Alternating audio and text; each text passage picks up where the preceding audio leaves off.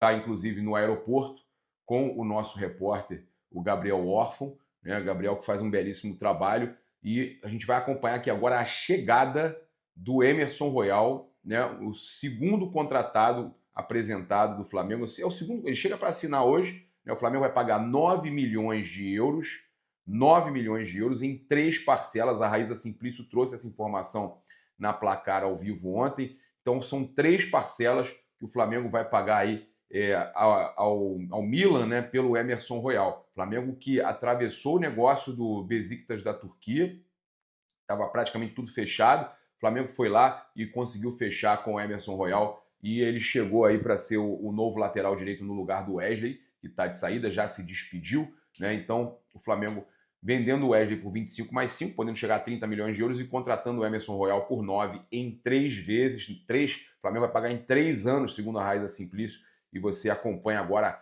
a chegada do Emerson Royal. Chegando nesse momento o Emerson Royal, novo jogador do Clube de Regatas do Flamengo. Chegou daí. Lateral direito de 26 anos. Chegou aí. Aparecendo com a gente. Chegando aqui, Emerson Royal aqui atendendo o Jorge Jesus, um dos torcedores ilustres do Flamengo. Mostra aqui, Emerson, por favor. Pega um, pega geral hoje. O Royal é mal. Pega um, pega geral hoje. Valeu. Feliz, Emerson? Feliz? Bora. Seja bem-vindo. Emerson Royal, novo jogador do Clube de Regatas do Flamengo. Lateral direito de 26 anos. Cria da base da Ponte Preta. Novo reforço do Flamengo chegando por aqui. Jogador que estava no Milan da Itália. Vamos ver se a gente consegue dar uma olhada. Show de bola a chegada aí do Emerson Royal. Fica ligado nas nossas redes que a gente vai trazer mais informações no decorrer do dia. E a gente tem também aqui informação sobre Samuel Lino, né? Temos muita informação para passar para vocês sobre outras situações. Eu só queria falar aqui o seguinte, gente. A situação do Neymar no Santos. Quando eu falava que eu não queria o Neymar no Flamengo por alguns motivos, queria por uns, mas não queria por outros, era porque eu sabia que o pacote Neymar ele era problemático. A nota oficial do Santos contra o torcedor, alegando que o torcedor acessou o estádio de forma irregular, com o sócio torcedor que não era dele e tudo mais. Gente, todo mundo faz isso. Todo mundo faz isso. Não quero contrariar o Santos, não sei o que eles apuraram lá, mas essa nota batendo de frente com o torcedor e defendendo o Neymar, eu achei um absurdo. Isso mostra que eu vejo todos aí falando, não, se o Neymar for embora, acabou o Santos. Esse medo e essa dependência do Neymar no Santos chega a ser uma vergonha. É lamentável, eu sinceramente acho lamentável o clube se posicionar contra o torcedor e abraçar o Neymar, que xingou o torcedor. Foi na mureta xingar o torcedor. Tá? Essa é a realidade. Olha, a gente tem aqui, então, informações para passar para vocês, porque a gente tem aqui, infelizmente, a notícia que saiu ontem à noite do Bruno Henrique, né? E olha só, a Justiça do Distrito Federal acolheu nesta sexta-feira a denúncia do Ministério Público e tornou o atacante Bruno Henrique réu em um processo por suposta fraude esportiva. O jogador responderá criminalmente pelos seguintes crimes definidos pelo Distrito Federal, né? Manipulação de resultados, estelionato consumado em coautoria e 2 tentativas de estelionato em coautoria. Somadas, as penas podem chegar até 17 anos. Óbvio que ele é réu primário, que as coisas podem ser facilitadas, mas a situação ficou complicada, né? O juiz rejeitou aí os pedidos de medidas cautelares apresentados pelo Ministério Público. incluindo a exigência de pagamento de fiança no valor de 2 milhões. A defesa do atacante já havia solicitado anteriormente a retirada dessa exigência, mas a resposta da Justiça sobre o tema foi definida apenas agora. De acordo com o Ministério Público, o Bruno Henrique teria agido de forma consciente, incentivado pelo próprio irmão, com o objetivo de cometer uma falta e receber o cartão amarelo para favorecer apostadores. Vale lembrar que a gente teve o Lucas Paquetá ontem, né? A imprensa internacional dizendo que ele vai ser inocentado, e mais veículos como L'Equipe da França, o Sky Sports, o The Times, confirmam que ele será inocentado. O que isso tem a ver? Tem a ver que o Bruno Henrique está passando pelo mesmo tipo de processo, tá? E que foi julgado do mesmo jeito na época, todo mundo falava que tudo ia acontecer, e ser julgado não é ser culpado. Então, muito cuidado, né? Porque sempre tem a presunção de inocência. O Paquetá deve ser declarado inocente na próxima semana e o Bruno Henrique também está sendo julgado. É outro local, é outro país, mas a gente tem que ter a presunção de inocência sempre. Então, o Bruno Henrique pode sim ser inocentado, tá? A gente tem aí a tabela detalhada do Brasileirão para passar para vocês. A CBF divulgou. A 19ª rodada, Flamengo e Mirassol no Maracanã às 18h30, dia 9/8, dia 17/8, 20ª rodada, Internacional e Flamengo, 18h30, tá, no Beira-Rio. 21ª rodada, 25/8, Flamengo e Vitória, 21 horas numa segunda-feira. Brincadeira. 22ª rodada, Flamengo e Grêmio, 16 horas no Maracanã, tá? Então, esses são os jogos aí que a CBF definiu, com uma rodada segunda-feira, às 21 horas. A gente tem também aqui para passar para vocês o que o Flamengo realiza na manhã deste sábado, tá? O último treino antes de encarar o Atlético Mineiro, com foco aí na liderança. O Flamengo, que é o líder por pontos perdidos, tem um jogo a menos que o Cruzeiro. E o Flamengo, então, enfrenta o Atlético Mineiro no Maracanã amanhã, e hoje, último treino antes do confronto. Devemos ter novidade na escalação. O Vinha deve ser titular contra o Atlético Mineiro. Inclusive, o uruguaio entrou no segundo tempo do último jogo, foi muito bem, atuou bem demais. E aí o Flamengo, então, o Alan, né, também, ontem na placar eu falei que não tinha certeza se o Alan retornaria. A informação do GE é que o Alan deve retornar ao time no lugar de Everton Araújo. Apesar de elogios do Felipe Luiz, o jovem aí deve dar lugar ao Alan, tá? E no ataque o Gonzalo Plata disputa a posição com o Pedro, que foi titular na última partida. Eu iria com o Pedro, tá?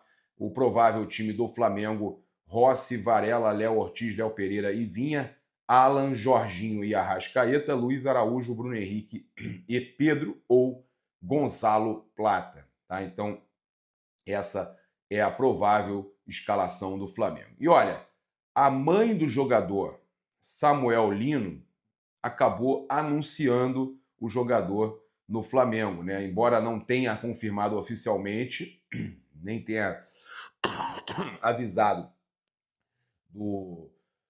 da apresentação do jogador, da chegada do jogador, como fez com o Emerson Royal. No perfil dela, Vânia Dias compartilhou stories da TNT Esportes, confirmando que o atacante jogará no Flamengo. O Flamengo aguarda aí o Samuel nos próximos dias para fazer exames médicos e assinar, tá? Mas ela postou, a Vânia, olha lá o nome dela ali, ó, ela postou, tá? Ela postou o filho aí, ela confirmou, né, o filho como a nova contratação do Flamengo, Samuel Lino, tá? Cara, passar para vocês aqui, a gente tem aqui também informações importantes para trazer para vocês. Vazaram, tá? Dados do GPS do Pedro do jogo contra o Bragantino. O jornal O Lance trouxe aqui que Pedro começou o jogo entre os titulares e atuou 88 minutos e tudo mais, e que na imagem vazada nas redes sociais, os dados apontam que o atleta percorreu 10.175 metros no jogo e atingiu velocidade máxima de 29,5 km por hora. Além disso, teve 58 acelerações acima de 3 metros quadrados por segundo, além de 57 desacelerações na mesma média. Tá? Então, em contato com o lance, o Flamengo afirmou que não irá se pronunciar sobre o suposto vazamento de informações de GPS. Que é isso agora? Estão vazando. Ai, meu Deus. O lance apurou contra o Bragantino. Diversos nomes dos que participaram da partida, incluindo Pedro, tiveram índices considerados elevados. Então, a notícia é boa. Os dados do Pedro são elevados. Foi muito bem contra o Bragantino. Teve uma alta intensidade nos dados aí do GPS, segundo, né, a matéria do jornal Lance. Agora, o Flamengo não confirma, tá, a informação se o vazamento é real, que seja, né, porque os dados são muito bons. Olha, os europeus reagiram a conversas entre Samuel Lino e Flamengo, e eles estão assim, sem entender nada, né? Fizeram isso também com as outras contratações, com o Saúl e tudo mais. E aí, olha só, de onde saca tanto bilhete el Flamengo? Né? De onde está surgindo tanto dinheiro do Flamengo? Né? Mas como é que o Flamengo contrata ótimos jogadores? Os caras estão italianos, preocupados. Né? Al Flamengo?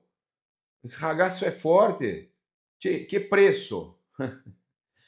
E os caras estão, olha, não estão acreditando, os europeus não estão acreditando no movimento que o Flamengo está fazendo. E valeu cada momento de pressão no Boto e no Bap. A cobrança, aí o pessoal vai falar assim, Papa, você estava cobrando o Boto. Absurdo, fala do Boto agora, não vou falar nada, bater palma, e é isso aí, mas não é mais que obrigação, tem que contratar. Está contratando bem agora? Ok, ótimo. Ninguém quer ser amigo de dirigente. Ninguém quer ser amigo do Boto. Eu não quero ser amigo do Boto, eu só quero que ele contrate. Se ele contratar e o Flamengo for campeão, a gente vai bater palma, a gente vai comemorar. Eu não quero ser amigo, eu não quero fazer campanha, eu não quero nada. Né? A vida a gente aprende que eles têm que ficar lá e a gente aqui. Se alguém quer ser amigo de dirigente, ficar defendendo o dirigente, dizendo que fez isso, que fez aquilo, problema. Aqui não.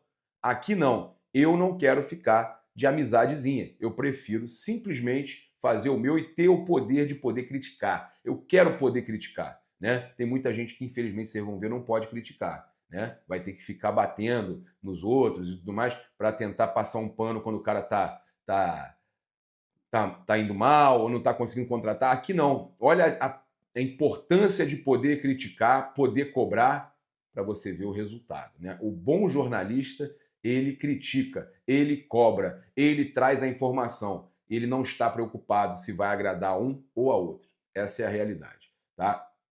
Então, a gente trazendo tudo para vocês aqui. Olha só, tem uma informação aqui também importante. A Raíza Simplício, vamos escutar a Raíza Simplício? Ela falou sobre a possível contratação de Lucas Beltrán, tá? Olha só, vamos ouvir. O caso da bola, tá avaliando algumas situações. Lá na placar. E mais cedo eu trouxe a informação do Lucas Beltrán, que é um atacante que está na Fiorentina. Né? A informação foi em parceria com o César Mello, que é um craque também aí do mercado da bola, sabe tudo aí dos jogadores sul-americanos. Né? O Flamengo fez essa investida no Lucas Beltrán. Eu conversei com algumas pessoas que me passaram que, em relação a ele, não há tanto otimismo, mas por parte dele não querer voltar ao futebol sul-americano nesse momento. Mas, assim, por outro lado, ele também quer minutos e ele ele, na Fiorentina, o que ele ouviu é que talvez vire uma opção que jogue menos nessa temporada, mas ele está aguardando ofertas também de outros clubes do futebol europeu e vai dar prioridade para escutar ofertas de outros clubes do futebol europeu, essa informação que eu tenho. Então não há muito otimismo em relação ao Lucas Beltrán, mas o Flamengo tem interesse sim, ele que tem 24 anos, né, passou pelo River Plate, é um atacante de mais mobilidade, é um atacante que se movimenta, é um atacante de área, mas é um atacante que tem mais mobilidade que o Pedro, por exemplo. O Flamengo gosta muito do Tati Castellanos, mas os valores são muito altos, né? A Lazio diz que nem por 30 milhões de euros negocia o Tati Castellanos, então é algo mais distante, mais distante nesse momento. em termos de custo, o Lucas Beltrán seria mais viável, mas é um jogador também que, pelo menos por enquanto, não está muito afim de vir para o futebol sul-americano. Então vocês estão vendo aí que a Raíza Simplício está falando que o negócio, o Flamengo tem interesse no Lucas Beltrán, mas o negócio é difícil de acontecer.